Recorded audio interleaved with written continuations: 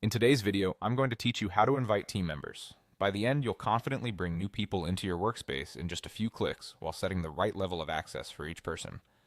I'll walk you through what each step means and share a few practical tips so everything goes smoothly. Start by heading to the top right corner of your screen and clicking your profile picture.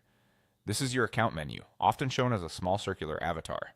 It's where personal and administrative options live, so it's the natural place to begin when you want to add people. If you don't immediately see it, make sure you're signed in and on the main dashboard where the menu is visible. From that menu, select Invite Members. This takes you to the invitation panel designed specifically for adding people to your organization or project. It's a focused page with fields for contacts and settings related to access. Think of it as the front door for your collaborators to enter your workspace. Next, enter the email addresses of the people you want to invite. Type carefully and double-check spelling to prevent bounced messages. If you're inviting several people, many platforms let you separate addresses with commas or line breaks, so you can paste a list from a spreadsheet or contact manager. Using each person's official work email helps keep everything organized and linked to your team's domain. Now choose their role. Roles determine what each person can see and do once they join. A general member role usually provides the ability to collaborate without full administrative control.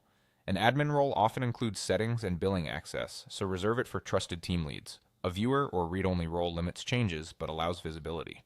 When in doubt, use the least privileged role that still lets someone do their job.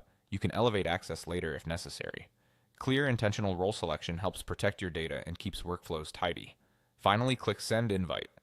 The system will deliver an email to each address you entered with a secure link to join your workspace.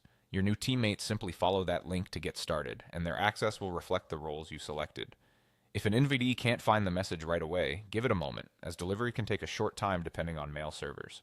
That's all there is to it. Open your profile menu, choose Invite Members, enter emails, pick the right roles, and send. With these steps, you'll expand your team quickly and securely.